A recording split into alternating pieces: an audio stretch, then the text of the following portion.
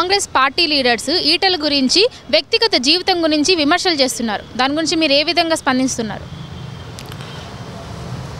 Congress party ఇప్పటికే TPCC అధ్యక్షులు మహేష్ కుమార్ గౌడ్ గారు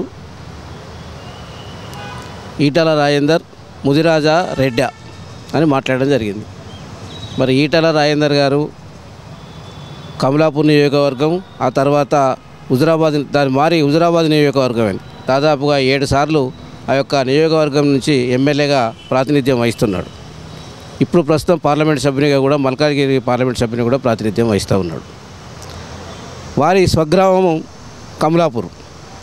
వారి తల్లిదండ్రులు మరి వెంకటమ్మ మల్లయ్య. వారి యొక్క కులము ముదిరాజు. మరి అలాంటి వ్యక్తిని ఒక తెలంగాణ ఉద్యమకారుడు, మరి ఎందరో ఉద్యమ సమయం లోపల ఎందరినో కాపాడి మరి తెలంగాణ ఉద్యమం నడిపించినటువంటి వ్యక్తి, మరి తెలంగాణ రావడంలో కీలక భూమిక పోషించినటువంటి వ్యక్తి. మరి వారి గురించి ప్రతి గ్రామంలో, అంటే ఇక్కడ తెలంగాణలో ఉన్నటువంటి అన్ని గ్రామాలకు కూడా వారు తెలుసు. మరి తెలంగాణ ఉద్యమంలో దాదాపుగా 10-15 ఏళ్ళు విరోచితంగా మరి అన్ని గ్రామాలు, అన్ని ధర్నాలు, అన్ని కార్యక్రమాల్లో పాల్గొన్నటువంటి వ్యక్తి. మరి తెలంగాణ వచ్చిన తర్వాత, మరి తెలంగాణ ప్రభుత్వం ఏర్పడిన తర్వాత కూడా మరి వారు 2 పర్యాయాలు మంత్రిగా పనిచేసినటువంటి వ్యక్తి. అలాంటి వ్యక్తిని మరి పీసీసీ అధ్యక్షులు, మరి వారి ఒక బీసీ నాయకుడు, అతను మరి ఒక బీసీ నాయకుడై ఉండి ఒక బీసీ నాయకుని మీద ఏదన్నా ఉంటే మీరు వ్యవస్థపరంగా మాట్లాడండి, మీరు ఒక విధానపరమైన అంశాల మీద మాట్లాడండి, మీకు ఏదైనా సమస్యలు ఉంటే సమస్యలపైన మాట్లాడండి. వారు హైడ్రా జరుగుతున్నటువంటి కష్టాల మీద పోయినప్పుడు వారి ఆవేదన విని, వారి యొక్క బాధ సాధకాలు విని, అయ్యో వీళ్ళకి ఇట్లా జరుగుతుంది కదా అన్నటువంటి మాట్లాడినటువంటి మాటలను దాన్ని వక్రీకరించి మీ విధానపైన పాలనాపరమైన అంశాల మీద శ్రద్ధ వహించకుండా మీరు ఇలాంటి చేయడం చాలా దుర్మార్గమైన విషయం. ఖచ్చితంగా దాన్ని యావత్ తెలంగాణ ముదిరాజు మహాసభ, తెలంగాణ ప్రజలు, తెలంగాణ ముద్దు బిడ్డలందరూ కూడా దాన్ని తీవ్రంగా ఖండిస్తున్నాం. రానున్న రోజుల్లో తప్పకుండా బేషరతుగా క్షమాపణ చెప్పాలని కోరుకుంటాను. క్షమాపణ చెప్పని పక్షంలో తప్పకుండా మా కార్యరూపం కూడా దలుస్తాం, కార్యాచరణ కూడా ప్రకటిస్తామని చెప్పి తెలియజేస్తున్నాం. ఇప్పుడైతే ముద్దురాజు సంఘం వాళ్ళే కాంగ్రెస్ పార్టీ తరపున ఉన్న వాళ్ళు గాంధీ భవన్లో ఈటలకి వ్యతిరేకంగా అయితే ప్రెస్ మీట్ అయితే పెట్టున్నారు. దాని గురించి మీరు ఎలా స్పందిస్తారు? ఇప్పుడు ఇంతకుముందే మేము కూడా ప్రెస్ వినడం జరిగింది. వారు కూడా మా సోదరులే. మరి అక్కడ ఉన్నటువంటి నాయకులను కూడా వాళ్ళు ఇవాళ మా గౌరవ శాసనసభ్యులు ఒక్కరే ఉన్నారు ఇప్పుడు ఇక్కడ తెలంగాణ లోపల, వాకడి శ్రీహరి గారు.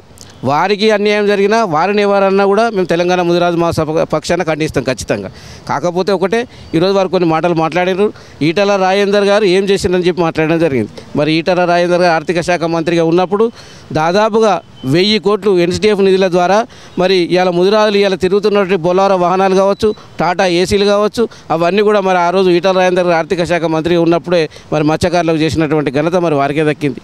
అంతేకాకుండా ఇవాళ ఆ రోజు 10 లక్షల వరకు మరి ఇవాళ ముదిరాజు భవనాలు అంటే 5 లక్షలు దాటితేనే మరి టెండర్ ఉంటుంది. అట్లాంటిది 10 లక్షల వరకు ముదిరాజులకు మరి ఇప్పించి దాదాపు 600-700 కమ్యూనిటీ హాల్స్ కూడా మరి ఇచ్చిన సంగతి ఈటల రాజేందర్ గారి పర్యటన జరిగింది. అంతేగాక మరి 2.5 ఎకరాలు ఉంటే కానీ సభ్యత్వం రాదు. అట్లాంటిది 1.5 ఎకరం తీసుకొచ్చి మరి 1000 మంది మత్స్యకారులకు సభ్యత్వాలు ఇచ్చిన 6G ద్వారా సభ్యత్వాలు ఇప్పించినది అది కూడా అది జరిగింది. అంతకుముందు మరి 2 లక్షలు ఉంటే ఇన్సూరెన్స్, దాదాపుగా 6 లక్షల రూపాయలు ఇన్సూరెన్స్ చేసింది కూడా ఈటల రాజేందర్ గారి పీరియడ్లోనే. అంటే మత్స్యకారులతో పాటు వివిధ వర్గాలకు, బీసీ వర్గాలకు, అన్ని వర్గాలకు కూడా ఫలాలు అందే విధంగా వారు ఆర్థిక శాఖ నిర్వర్తించారు.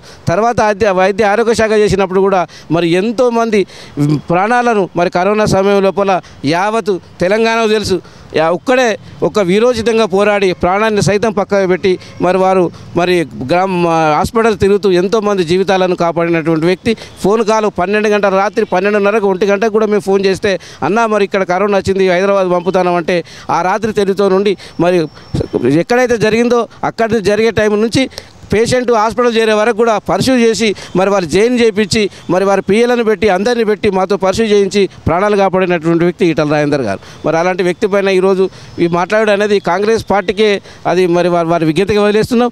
తప్పకుండా వాళ్ళు బేషరతుగా క్షమాపణ చెప్పాలని కోరుకుంటున్నాం.